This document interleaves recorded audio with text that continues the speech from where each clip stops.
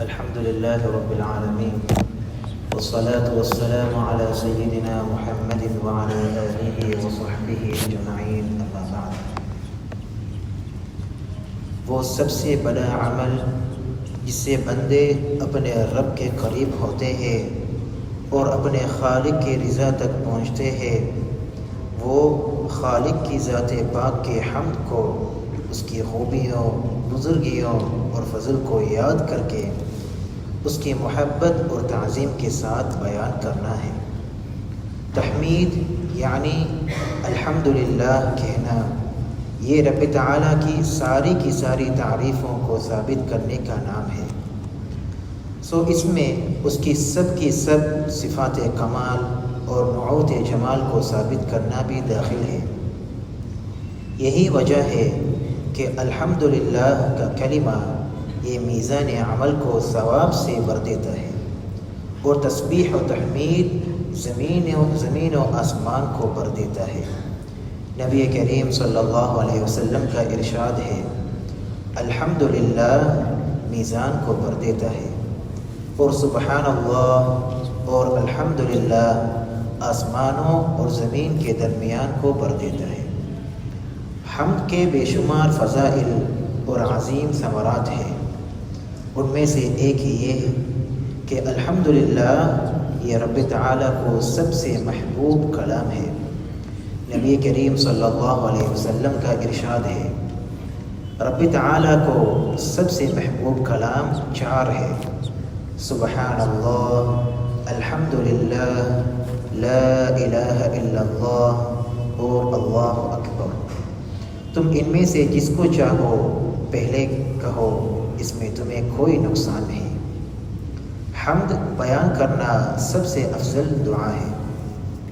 نبی کریم صلی اللہ علیہ وسلم کا ارشاد ہے، سب سے افضل ذکر لا الہ الا اللہ، اور سب سے افضل دعا الحمدللہ ہے۔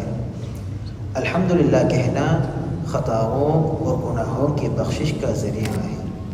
نبی کریم صلی اللہ علیہ وسلم کا ارشاد ہے، بے شک سبحان اللہ، الحمدللہ، لا الہ الا اللہ اور اللہ اکبر کہنا خطاؤں کو یوں جھاڑ دیتا ہے جیسے درخت اپنے پتے جھاڑتا ہے۔ جیسا کہ تحمید نبی کریم صلی اللہ علیہ وسلم کو سب سے محبوب کلمہ تھا۔ نبی کریم صلی اللہ علیہ وسلم کا ارشاد ہے، میں سبحان اللہ، الحمدللہ، لا الہ الا اللہ اور اللہ اکبر کہوں، یہ مجھے ہر اس شے سے زیادہ محبوب ہے جس پر آفتاب طلوع ہوتا ہے۔ الحمدللہ کہنے کے نہایت جمیل فوائد اور خوبیوں میں سے ایک یہ ہے کہ جب بھی کوئی ایک بار الحمدللہ کہتا ہے، اس کے لیے ایک بار صدقہ کرنے کا ثواب لکھ لیا جاتا ہے۔ بلا شبہ یہ بات اس بات کی طرف داعی اور محرک ہے کہ الحمدللہ کو کثرت کے ساتھ پڑھا جائے، اور جب آپ کسی خیر کی کثرت کریں گے تو آپ کا ثواب بھی ڈھیروں ڈھیر لکھا جائے گا، اور رب تعالیٰ تیرے انجام کو اور تیری لوٹنے کی جگہ کو بے حد خوبصورت بنا دیں گے۔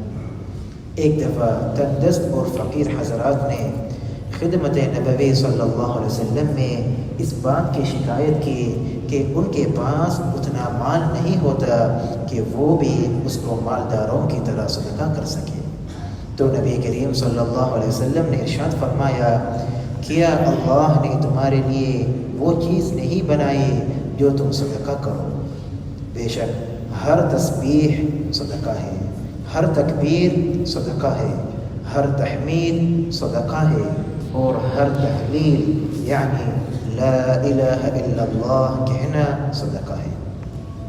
ایک اور حدیث میں نبی کریم صلی اللہ علیہ وسلم کا ارشاد ہے، بے شک رب تعالیٰ نے کلام میں 4 باتوں کو چن لیا ہے: سبحان اللہ، الحمدللہ، لا الہ الا اللہ اور اللہ اکبر۔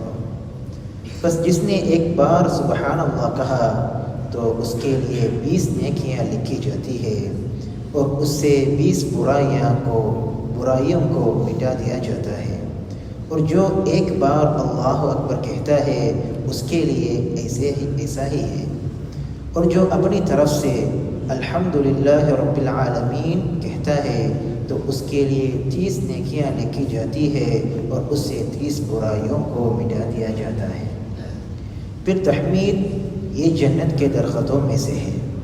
حضرت ابو ہریرہ رضی اللہ عنہ سے روایت ہے کہ نبی کریم صلی اللہ علیہ وسلم نے ارشاد فرمایا، کیا میں تمہیں ایک ایسا درخت نہ بتاؤں جو اس دنیا کے درخت سے بہتر ہو؟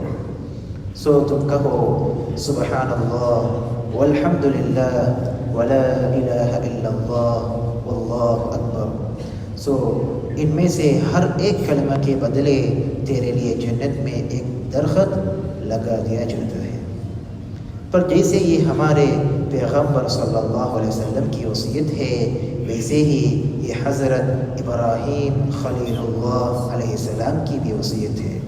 نبی کریم صلی اللہ علیہ وسلم ارشاد فرماتے ہیں، جس رات مجھے معراج پر لے جایا گیا، میری ملاقات حضرت ابراہیم علیہ السلام سے ہو گئی، تو انہوں نے فرمایا، اے محمد صلی اللہ علیہ وسلم، اپنی امت کو میرا سلام کہنا اور انہیں بتا دینا کہ جنت پاکیزہ مٹی اور میٹھے پانی والی ہے، اور یہ ایک جٹیل میدان ہے، اور اس کے درخت یہ ہے سبحان اللہ والحمد للہ ولا الہ الا اللہ واللہ اکبر۔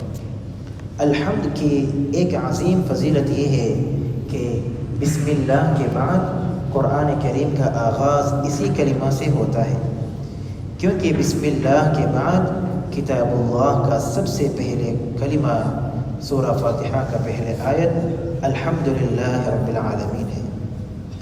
کبھی غور کیجئے کہ الحمد کا کلمہ کتاب اللہ میں کس قدر کثرت کے ساتھ آتا ہے۔ رب تعالی اپنی حمد خود بیان کرتے ہیں اور اپنے اولیاء، اصفیاء، مرسلین، انبیاء اور ان کے تابع داروں کے بارے میں یہ خبر دیتے ہیں کہ وہ سب کے سب رب تعالی کی حمد بیان کیا کرتے تھے۔ بے شک رب تعالی کے نیکوکار بندے ہی الحمد کی فضیلت کو پہچانتے ہیں۔ جلیل القدر تابعی ابراہیم نخعی رحمہ اللہ فرماتے ہیں، حضرات اسلاف یہ سمجھتے تھے کہ جس کلام کو سب سے زیادہ چند در چند 2 گنا کیا جاتا تھا وہ الحمد ہے۔ سفیان الثوری رحمہ اللہ کا قول ہے کہ الحمدللہ کی طرح کسی دوسرے کو 2 گنا نہیں کیا جاتا۔ روز قیامت ہمیں سب سے زیادہ ہر اس چیز کی ضرورت ہوگی جو ہماری میزان عمل کو بھاری کر دے، کیونکہ میزان برحق ہے۔ ارشاد باری تعالی ہے، وَنَضَعُ الْمَوَازِينَ الْقِسْطَ لِيَوْمِ الْقِيَامَةِ فَلَا تُظْلَمُ نَفْسٌ شَيْئًا وَإِنْ كَانَ مِثْقَالَ حَبَّةٍ مِّنْ خَرْدَلٍ أَتَيْنَا بِهَا وَكَفَى بِنَا حَاسِبِينَ۔ اور قیامت کے دن ہم میزان لا رکھیں گے ٹیک تولنے والی ترازو کو، پھر کسی پر کچھ ظلم بھی نہ کیا جائے گا، اور اگر ایک رائی کے دانے کے برابر بھی عمل ہوگا تو ہم اسے ضرور لا حاضر کریں گے، اور ہم کافی ہے حساب کرنے والے۔ اور فرمایا، والوزن یومئذ الحق فمن ثقلت موازینه فأولئک هم المفلحون ومن خفت موازینه فأولئک الذین خسروا انفسهم بما كانوا بآیاتنا یظلمون۔ اور اس روز وزن بھی برحق ہوگا، پر جس شخص کا پلہ بھاری ہوگا سو ایسے لوگ کامیاب ہوں گے، اور جس شخص کا پلہ ہلکا ہوگا سو یہ وہ لوگ ہوں گے جنہوں نے اپنا نقصان کر لیا بسبب اس کے کہ وہ ہمارے آیتوں کے ساتھ ظلم کرتے تھے۔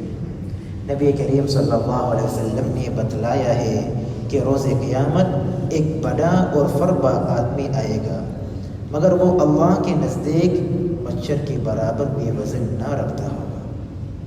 جب کچھ لوگ حضرت ابن مسعود رضی اللہ عنہما کی پتلی پتلی پنڈلیاں دیکھ کر ہنسنے لگے تھے تو نبی کریم صلی اللہ علیہ وسلم نے ارشاد فرمایا تھا، اس ذات کی قسم جس کے ہاتھ میں میری جان ہے، ان دونوں کا وزن میزان میں جبل احد سے بھی زیادہ وزنی ہے۔ نبی کریم صلی اللہ علیہ وسلم کا ارشاد ہے، دو کلمے ایسے ہیں کہ جو زبان پر تو ہلکے ہیں پر ترازو میں بہت بھاری ہے اور رب رحمان کو بے حد محبوب ہے، سبحان اللہ و بحمدہ سبحان اللہ العظیم۔ اس لیے اللہ کی حمد اور اس کی ثنا کی کثرت کیجیے۔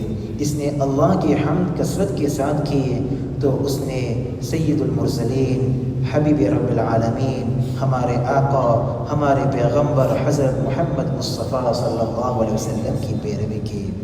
اللہ تعالی ہمیں اپنے ان بندوں میں سے بنا دے جو اس کی حمد اور اس کا ذکر کرنے والے ہیں۔ وآخر دعوانا ان الحمد للہ۔